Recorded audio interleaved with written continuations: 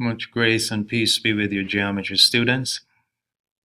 This is you know who, and it's going to be a geometry practice test for our last test of the school year.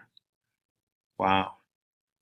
I trust you will learn quite a bit from it in order to be as prepared as possible, and God will guide us as He stands ready to do everything we do. So I'm going to go ahead and start you with number 5 here, where it says complete the following. Two polygons are similar if, you might remember, it's going to be corresponding angles. Corresponding angles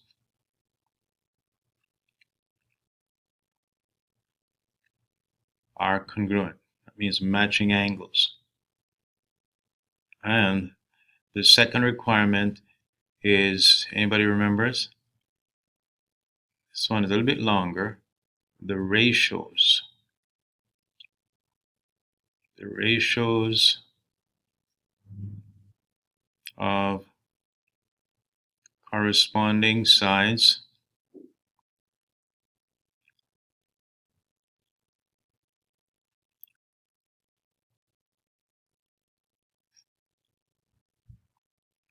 all those ratios are equal. So it could be 2 to 3, 2 to 3, 2 to 3, as you make all those ratios, or 1 to 4, 1 to 4, 1 to 4. So that leads us into number 6a, where it says write a statement of similarity between the polygons, and B, find the scale factor. Statement of similarity, as we compare this small one to this bigger one, we notice that we've got 1, 2, 3, 4 angles from this one congruent to 4 angles from this one. So the first requirement here is met. Corresponding angles, matching angles here. Double arc matches with double, triple matches with triple. Corresponding angles are congruent, and then the ratios should be fine. So you say, what do you mean by ratios? If we take this side, for example, with the 8, it's got the single and the double arc. We put it over this, so we have a ratio of, let's just do 8 over 12. And let's do the double and the triple arc. From the small, that's 12. And from the large, double and triple, that would be 18. And let's say from here, let's go from the small again. Small, we have 12 using the triple and the 4 arc here. So that'd be 12 over, this one matches it or corresponds to it, 18. And finally, from the small, we have single arc and the quadruple or 4 arc here. So we have 10 matching with 15. If all those ratios are equal, then we know the two polygons are similar. And as you work this down, you'll see that this 4 will go into 8 twice, 4 goes into 12 3 times.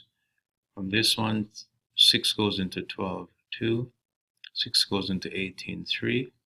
Same here. And finally, 5 goes into 10 twice, 5 goes into 15 3. So all these ratios are equals 2 to 3, 2 to 3. That's what this second part here is talking about. And that ratio is what is called the scale factor. Scale factor then is 2 to 3, or if you want to use large to small, you could call it 3 over 2. That's the second part of it. Find a scale factor. Now, statement of similarity is just going to be something like SAVE, that's a quadrilateral, SAVE, and you name it in sequence. This is a V. You wouldn't do SAEV. You go around in sequence. And here I'm going single, double, triple, quadruple. We'll have to do the same thing here. LORD. similar to L-O-R-D, and that he does. He says, save Lord. Yeah, he definitely does. All right, going on to this one now, number 7. It says, given that triangle, this is a triangle, this is not a triangle, so it doesn't have a triangle symbol here. But given that triangle ABC is similar to triangle DEF right here, they want us to find the value of x. So nice review here on how to do this. Where's x? X is this one right here. And what we could do first is find the scale factor. I told you scale factor is very important. So here we go. To find the scale factor, we need the ratio of two known matching lengths. Again, the scale factor is the ratio of two known matching lengths. So this one we know, AB. And AB from the small matches with DE from the large. So we make that ratio. Here comes the scale factor. It didn't actually ask us for it, but we can use it. 12 from the small, that's the AB. Matching with DE, it's going to be 18. We reduce that. 6 goes into 12, 2, and 6 goes into 18, 3. So this is 2 over 3. That's a scale factor. But this one is small to large, small over large. So therefore, when we come to find x, I'm going to do it with you slightly differently now, so pay close attention. To find x, which is on the large, x is DE. So if I put DE here, it has to match with what? It's going to match with this one. I'm sorry, this is not DE, this is DF. DF. DF first and third is going to match with AC.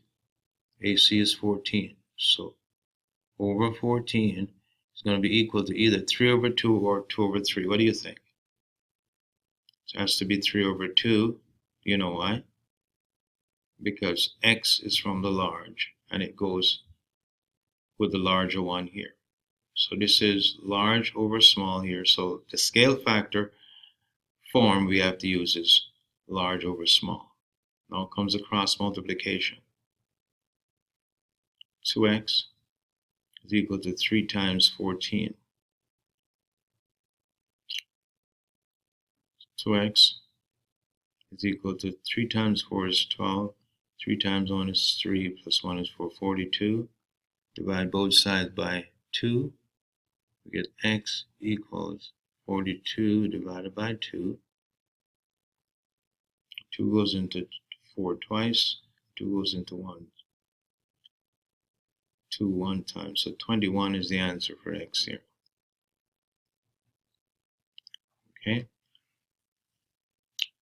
So this one is just asking you to write a statement of similarity for the triangle shown below. And let's take a look. This triangle is isosceles as indicated by the marks here. You know what that means?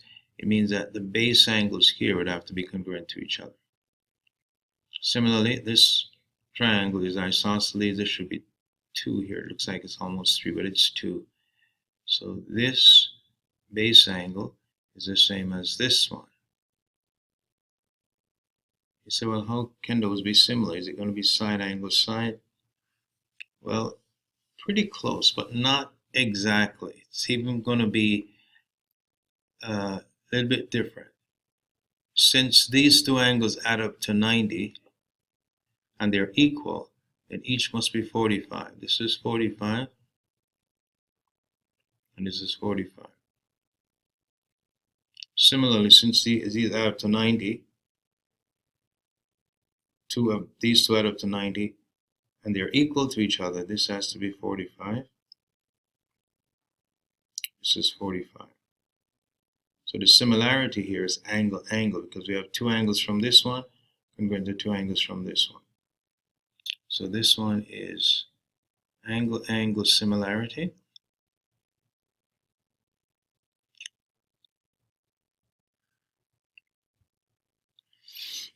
And the similarity, you could write it like this: triangle OGD is similar to this triangle over here, which we could start the right angle, just like we start with the right angle here, and call it IFX.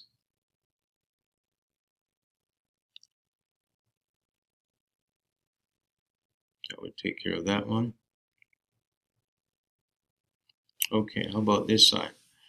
Let me go ahead and just review one of these with you. It says simplify each radical. Calculators are against the law. So in order to simplify this, we try and find two factors for 72, one of which is a perfect square. And I know you might be thinking 9 times 8, but those wouldn't be the best two. The best two would be 36 times 2, because you want to make this as simple as possible. So the square root of 36 times the square root of 2 is the same as the square root of 72. And now you look at this, and this is a perfect square. You mean what? You say, what do you mean? Perfect squares are like 1, 4, 9, 16. Numbers that would give you an integer when you find the square root of that number. So here we have square root of 36, which we know that what that is 6. Square root of 2 is the prime number, it stays as is, so that would be the answer. 6 times the square root of 2. Okay, for this one, go ahead and try that one. Try that one yourself. Just try. Now for these, classify the triangle formed by each of the 3 side lengths as acute, obtuse, or right. Here's the classifying criterion. It's going to be c squared compared to a squared plus b squared. Quick review. If c squared is equal to a squared plus b squared, we have what? A right or righteous triangle. If c squared is greater than a squared plus b squared, we have a what? Obtuse triangle. And finally, if c squared is less than a squared plus b squared, we have an acute triangle. So let's try this. These are the side lengths, and the power of this is that we can just use the side lengths and determine what type of triangle we have. The c, remember, has got to be the longest one. So as we compare c squared here with a squared plus b squared, we're going to have to use c as the 10. So that's 10 squared, because again the c is the longest. And then a squared plus b squared, you can use these in any order. So 6 squared plus 8 squared. So 10 squared is 100, or as some would say 100. 6 squared is 36, plus 8 squared is 64. As I compare these together, 36 plus 64 is 100, so 100 equals 100. So here it's going to be a right triangle. Why? Because c squared is equal to a squared plus b squared, so that's a right triangle. All right, this one you can do yourself. How about this one? Side lengths are 8, 8, and 8 root 3. So this is a little bit different. 8 root 3 you might not know. So you say, which is going to be the c?